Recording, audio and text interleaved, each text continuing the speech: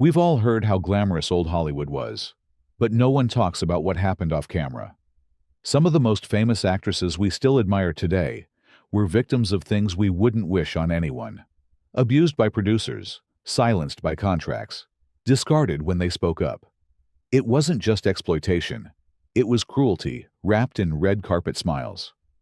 What you're about to hear isn't easy, but it's real. And it's time we finally told their side of the story. The Misfits Curse.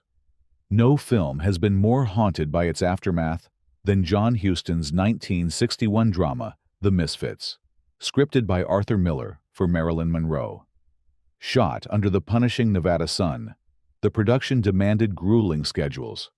Cast and crew endured 110-degree afternoons, dust storms that grounded equipment, and 2-week stretches without a full day off. Yet the real torment came afterward. Clark Gable, the king of Hollywood, performed his own stunts, wrangling wild Mustangs and leaping from dusty riverbanks, until a massive heart attack felled him on November 16, 1960, just days after wrapping principal photography. He was 59. 2 years later, Monroe, already battling depression, insomnia, and barbiturate dependency, collapsed in her Brentwood home on August 5, 1962.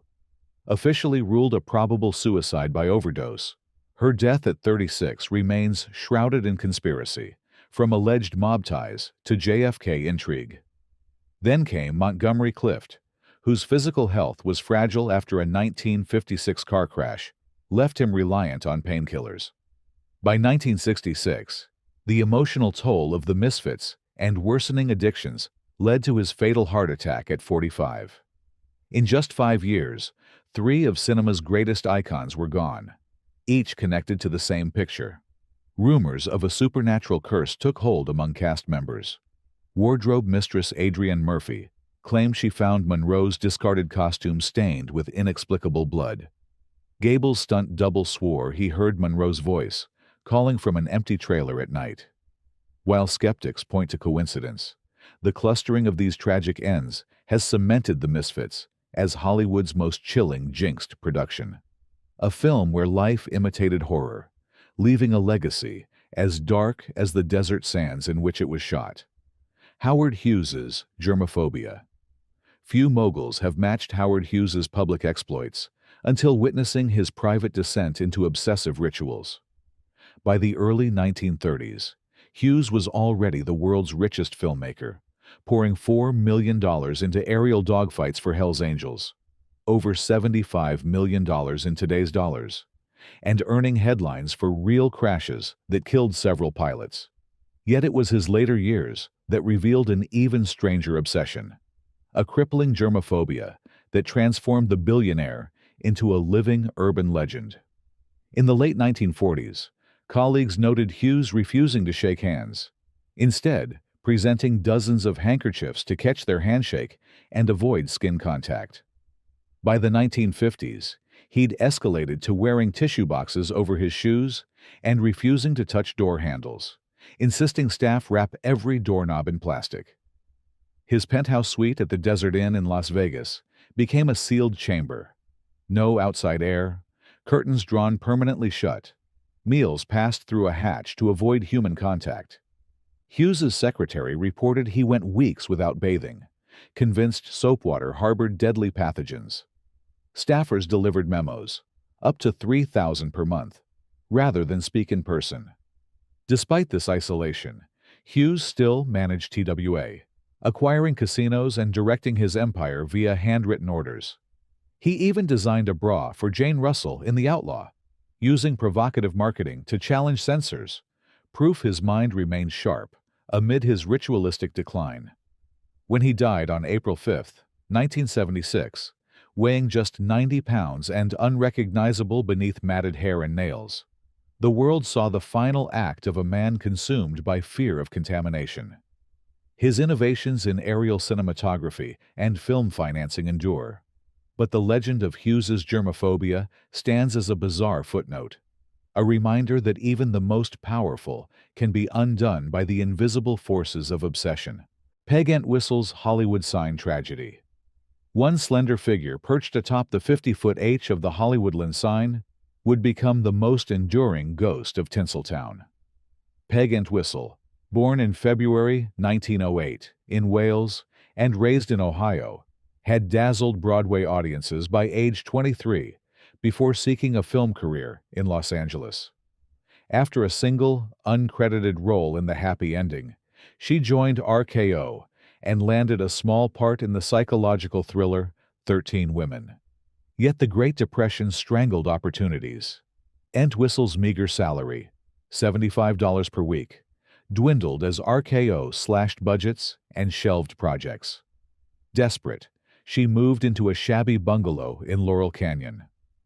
On the morning of September 16, 1932, witnesses saw her walking toward the Hollywoodland Signs base. 2 days later, on September 18th, she climbed the ladder to the H platform, leaving a note scrawled on stationery from her uncle's house. "I am afraid. I am a coward. I am sorry for everything. If I had done this long ago, it would have saved a lot of pain." Below, her body lay discovered by hiker William Hickman, her white dress stained with blood. The coroner's verdict: suicide by fall. Newspaper headlines sensationalized the tragedy, dubbing it Hollywood's first suicide of the silver screen. Rumors spread of her ghost haunting the sign at midnight, with caretakers reporting flickering lights and phantom footsteps on foggy nights. Decades later, the sign's restoration project in 1978 unearthed fragments of Entwistle's letters in the dirt around the H. Today, her story endures as a grim emblem of Tinseltown's broken promises, proof that beneath the marquee magic lay despair, powerful enough to claim a life at dizzying heights. Fatty Arbuckles' Blacklist witch hunt. Imagine going from Hollywood's highest-paid comedian to a pariah overnight. Roscoe Fatty Arbuckle lived that nightmare in 1921. At age 35, Arbuckle was earning $1,000 a week and directing films for Paramount. On Labor Day weekend, September 5, 1921, he hosted a lavish party in room 1219 of San Francisco's St. Francis Hotel. Francis Hotel. Actress Virginia Rapp fell ill after attending and died 4 days later of peritonitis. Sensational headlines screamed, "Hollywood Beast Kills Starlet," and Arbuckle was arrested on charges of manslaughter. His bail was set at $50,000, a sum co-star Buster Keaton helped post. The first trial in November ended with a hung jury after 8 days of testimony. The second, in December, also deadlocked. In March 1922, a third jury deliberated just 6 minutes before acquitting Arbuckle and issuing a rare apology. "We feel that a great injustice has been done this man." Yet public opinion had already turned. Studios dropped him. Theaters refused his films. To placate outraged civic groups, the newly formed Motion Picture Producers and Distributors of America imposed the Hays Code, a strict moral censorship system that governed content for decades. Arbuckle's name was scrubbed from credits, his face erased from promotional stills, and he was effectively blacklisted. In exile, Arbuckle worked under the pseudonym William Goodrich, directing 2 reel comedies for Educational Pictures. Despite earning steady pay, up to $500 per week, he never regained his star status. In 1933, Warner Brothers offered him a contract under his own name, only for Arbuckle to die of a heart attack at home at age 46, just hours after signing. His death on June 29, 1933, closed a tragic chapter. A man acquitted by law, yet condemned by public fear. The Arbuckle saga didn't just destroy one career. It birthed Hollywood's moral policing apparatus. Today, film historians view him as both a victim of media frenzy and a cautionary tale of fame's fragility. Proof that in early Tinseltown, a single scandal could eclipse years of laughter. Rudolph Valentino's Haunted Ring. When Rudolph Valentino collapsed at New York's Ambassador Hotel on August 15, 1926, few foresaw the frenzy his passing would spark, or the legends it would birth. Born Rodolfo Guglielmi in 1895, he immigrated to America in 1913, paying his dues as a busboy before dancing his way into the 1921 smash hit, The Four Horsemen of the Apocalypse, which grossed $4 million domestically. By 1922's Blood and Sand, Valentino was Hollywood's first Latin lover, commanding $3,500 per week. Yet, at 31, a perforated ulcer led to emergency surgery and fatal peritonitis 2 days later. News of his death on August 23, 1926, triggered unprecedented public grief. The New York Times reported 100,000 mourners lining Fifth Avenue, while police struggled to control crowds clamoring for locks of his hair. His funeral at the Church of the Transfiguration saw so many floral tributes, they filled the aisles floor to ceiling. Amid the mourning, whispers surfaced of a haunted ring Valentino had purchased at an Egyptian bazaar in 1923, supposedly cursed by a temple priest. Allegedly, each owner of the ring met a tragic end. The jeweler who sold it died in a car crash. A wealthy collector suffered a fatal heart attack, and Valentino himself succumbed under mysterious circumstances. Though debunked by skeptics, the tale grew. Visitors to Valentino's mausoleum in Hollywood Forever Cemetery claimed to feel a chill near his crypt, while a woman in black supposedly wept at his tomb each anniversary. Beyond superstition, Valentino's death exposed Hollywood's nascent fan culture.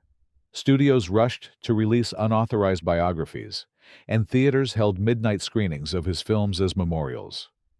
His legacy endures in restored silence, like the Sheik, and in modern scholarship on star worship. While the cursed ring myth likely sprang from sensational journalism, it underscores how Valentino's romantic image transcended the screen, becoming legend.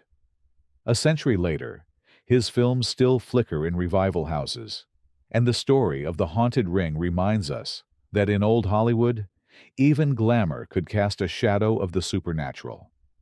George Reeves's suspicious death. Superman may have been invincible on screen, but George Reeves proved mortal in a way that still divides opinion. Born in 1914 in Woolstock, Iowa, Reeves built his resume with small roles in Gone with the Wind and From Here to Eternity, before starring in Adventures of Superman from 1952 to 1958. At his peak, Reeves earned $4,000 per episode and was a household name. Yet by June 1959, his career had stalled. Typecast and frustrated, Reeves took a hiatus from acting. On the night of June 16, 1959, Reeves hosted a party at his Benedict Canyon home, attended by his fiancée, Leonore Bobby Lemon, and a handful of friends. Witnesses reported an argument, after which Reeves retired to his bedroom. Shortly thereafter, a single gunshot rang out. Police found Reeves slumped over a Luger pistol with no signs of forced entry or struggle. The coroner ruled it suicide, citing blood spatter patterns and a powder burn on his temple. But doubts persisted. No suicide note emerged. Lemon's inconsistent statements raised eyebrows, and Reeves's will named her as sole beneficiary. Conspiracy theories flourished. Some pointed to Eddie Mannix, an MGM executive with rumored mob ties, as orchestrator of a hit to silence Reeves's alleged affair with Mannix's wife, Toni. Others accused Lemon of an accidental discharge during a lover's quarrel. A private investigator hired by the Reeves family uncovered discrepancies in the LAPD report, but key files vanished before trial. Decades later, in 2006, the LAPD reopened the case as suspicious, though no new evidence led to charges. Reeves's death exposed Hollywood's seedy underbelly, where studio executives wielded off-screen power and personal secrets could prove lethal. His funeral drew thousands, and the television series ended abruptly, replaced by syndicated reruns. Modern biographers portray Reeves as a tragic figure, the man who gave Superman life on TV, only to have his own life cut short under a cloud of suspicion. Whether suicide, accident, or murder, George Reeves's passing remains one of Hollywood's most haunting, unsolved mysteries. Thelma Todds, carbon monoxide mystery. On a crisp December morning in 1935, Thelma Todd's lifeless body was discovered in her car, parked in the double garage of her Beechwood Canyon home, and with it came one of Hollywood's most enduring enigmas. Born in 1906 in Lawrence, Massachusetts, Todd earned acclaim as a comedic foil in Hal Roach shorts and co-starred with Clark Gable in Red Dust, earning up to $5,000 per week. She owned two cafes, Thelma Todd's Sidewalk Cafe and Thelma Todd's Rib Joint, catering to A-listers. At 1 p.m. on December 16, 1935, neighbor Roland West found her body slumped behind the wheel of her maroon Plymouth coupe. A single exhaust pipe extended from the tailpipe to the driver's side window. The coroner ruled accidental carbon monoxide poisoning. Yet Todd's death certificate listed no evidence of suicide or foul play. Newspapers speculated wildly: mafia involvement, romantic entanglements, and even murder to silence Todd's rumored plans to leave West. Investigators noted oddities. Todd's garage door was closed, yet no sign of forced entry. West's initial statement conflicted with witness accounts of a struggle. Some claimed Todd's final call to friend Zesu Pitts included an agitated tone. Private detectives were hired by her sister, but their reports vanished. Meanwhile, mobster Lucky Luciano's name surfaced in rumors. Todd had dined with underworld figures days before her death. Despite multiple inquests and coroner's re-examinations in 1936 and 1948, no definitive conclusion emerged. The city of Los Angeles eventually sealed the case files. Todd's two cafes closed, and her ashes were scattered at sea per her mother's wishes. Today, fans visit the Overlook Mountain Drive site, leaving flowers and notes. Thelma Todd's sudden end, caught between laughter and smoke, remains a haunting footnote in Hollywood lore, proof that even the brightest stars can be extinguished in shadowy circumstances. Loretta Young's secret daughter scandal. In 1935, Oscar-winning actress Loretta Young faced the most devastating role of her life, hiding the existence of her newborn daughter from the world. Born Gretchen Young in 1913, she signed with Columbia Pictures at age 13, earning $200 per week. By 1937, Young had become one of MGM's top stars, known for her wholesome image and films like The Farmer's Daughter, which won her the Academy Award for Best Actress. Yet during the 1935 production of The Call of the Wild, Young and co-star Clark Gable began an affair.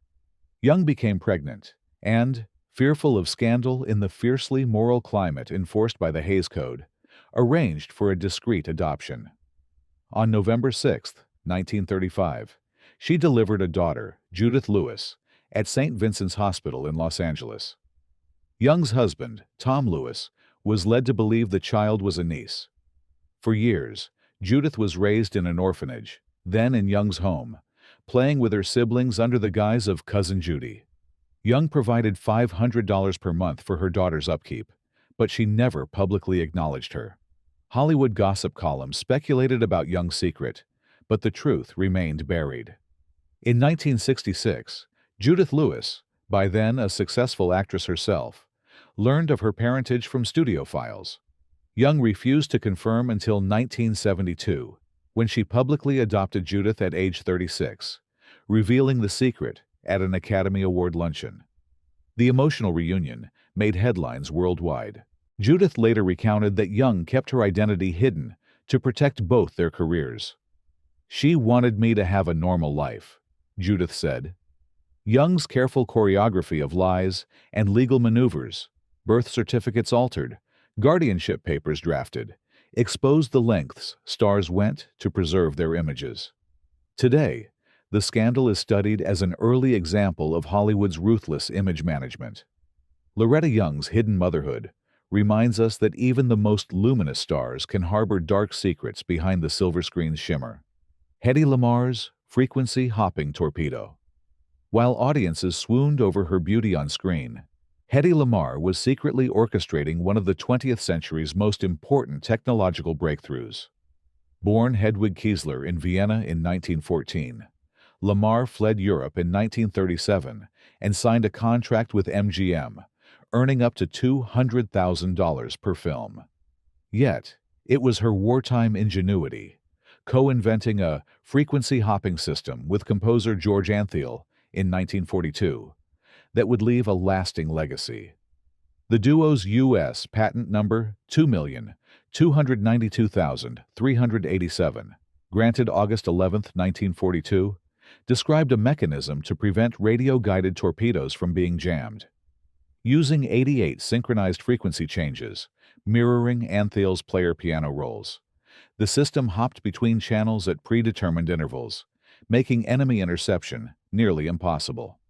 Though the U.S. Navy dismissed it at the time, the patent expired in 1959, and by the 1960s, spread-spectrum communications resurrected their idea. Today, Wi-Fi, Bluetooth, and GPS all rely on frequency-hopping principles. On screen, Lamar's performances in Algiers and Samson and Delilah showcased her as one of Hollywood's top stars, grossing over $1 million per week at peak popularity. Off-screen, she designed inventions ranging from improved traffic stoplights to a tablet that dissolved in water. Yet she received little credit until late in life. In 1997, she and Antheil received the Electronic Frontier Foundation's Pioneer Award. In 2014, Lamar was inducted into the National Inventors Hall of Fame. Lamar's dual legacy, glamour, and genius defied stereotypes. She once said, "Any girl can be glamorous. All you have to do is stand still and look stupid." Instead, she stood still and thought, transforming warfare technology and, unintentionally, the digital age. When she died in 2000 at age 85, her obituary in the New York Times highlighted both her screen stardom and scientific contributions. Hedi Lamar's story reminds us that in old Hollywood, the brightest faces could conceal the sharpest minds. First boom microphone from a broomstick. When sound arrived in Hollywood, a frustrated director's broomstick became the unlikely hero of a production revolution. In 1928, William A. Wellman was shooting Beggars of Life at Paramount, starring Louise Brooks. Early sound technology forced microphones to remain stationary, restricting actors and cameras. Wellman argued heatedly with sound engineer Vernon Hunter, who insisted the mic stay put. Exasperated, Wellman grabbed a broom handle, taped a microphone to its end, and swept it above Brooks as she delivered dialogue, capturing her voice clearly without the bulky stationary boom. The low-tech solution saved the shoot and delighted executives.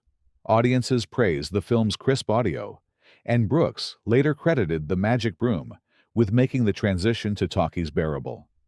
Paramount immediately adopted boom poles as standard equipment, commissioning custom-built aluminum poles by 1930. Within 2 years, boom operators became a new union specialty, and film budgets allocated up to $10,000 for advanced sound rigs. Wellman's impromptu innovation also influenced international productions. British studios sent delegations to Hollywood in 1930 to study boom techniques, leading to early versions of the British Sound Directors Association. By 1933, boom microphones captured dialogue on King Kong, 42nd Street, and countless musicals, films that would have sounded flat without mobile mics. Today, boom poles range from carbon fiber to telescoping alloys, but every operator remembers Wellman's broomstick as the spark that ignited a sound revolution. That single moment, broom in hand, frustration in his voice, redefined how cinema listened. It showed that in Hollywood's race for technological progress, sometimes the simplest tool could sweep away an entire obstacle. You, nasty spy. Hollywood's first Hitler spoof. Long before Charlie Chaplin dared to mock Adolf Hitler, the Three Stooges delivered Hollywood's first cinematic satire of the Nazi regime.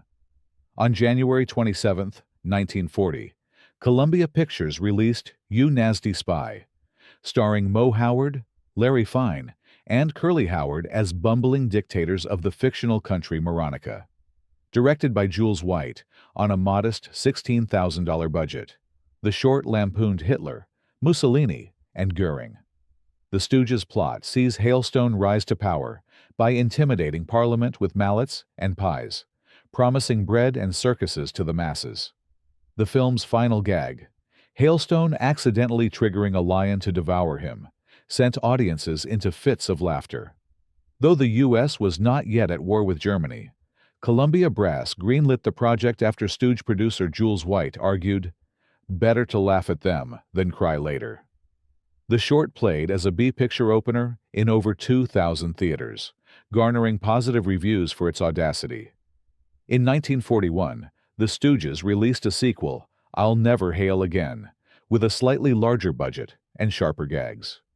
By then, America had entered World War II, and the duo's mockery aligned with government propaganda. While Chaplin's The Great Dictator took a more dramatic tone, the Stooges' two shorts remain unique as the first American sound films to satirize the Third Reich. Decades later, film scholars credit You Nasty Spy with demonstrating comedy's power to undercut tyrants. In 2009, the Museum of Modern Art restored the original nitrate prints, screening them alongside documentaries on wartime Hollywood. The Stooges' fearless laughter still resonates, a reminder that, even in perilous times, a pie in the face can be a potent weapon against oppression. Greta Garbos' reclusive, I Want to Be Alone life. In an industry built on publicity, Greta Garbos' most famous line became her life motto, I want to be alone. Born in Stockholm in 1905, Garbo arrived in Hollywood in 1925 and soared to stardom with The Torrent and Flesh and The Devil, earning up to $400,000 per film. Her husky voice and enigmatic presence made Anna Christie, her first talkie, an instant hit. Yet by 1941, at just 36, Garbo had retired. MGM granted her a generous contract buyout, $215,000 plus residuals. She returned to New York, living in a modest Upper East Side apartment, rarely venturing outdoors. Neighbors recalled her wearing oversized sunglasses and traveling by back staircases to avoid photographers. Garbo refused interviews and phone calls.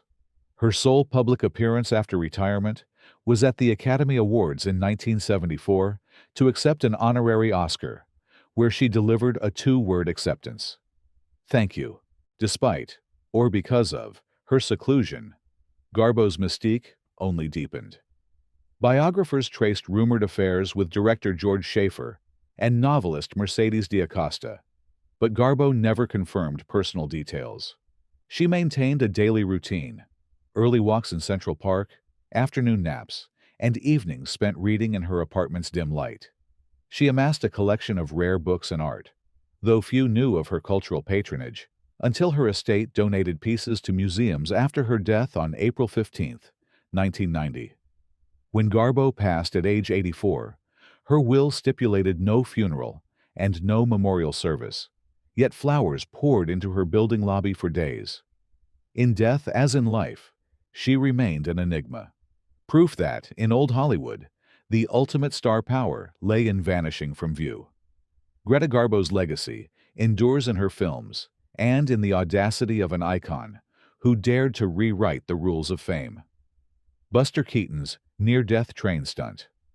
When Buster Keaton stepped in front of a speeding locomotive for the General, he trusted his timing and nearly lost his life.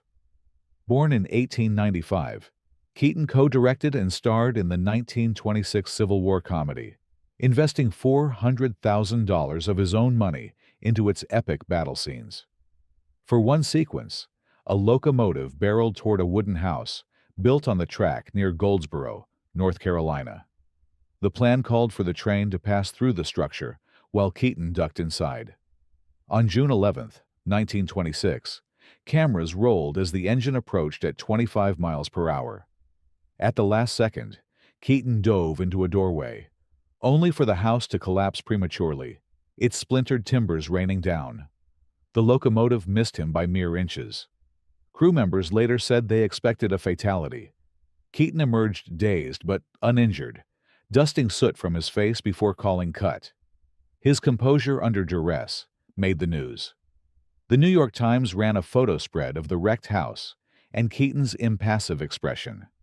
Despite the near catastrophe, Katon refused to use a stunt double, insisting authenticity lent comedy its edge. The completed scene became one of silent cinema's most iconic images, studied in film schools for its blend of danger and deadpan humor. Katon's dedication to real stunts drove budgets skyward. The general cost 15% more than planned and influenced later action directors who prioritized practical effects. Katon's career waned with talkies, but the general endured.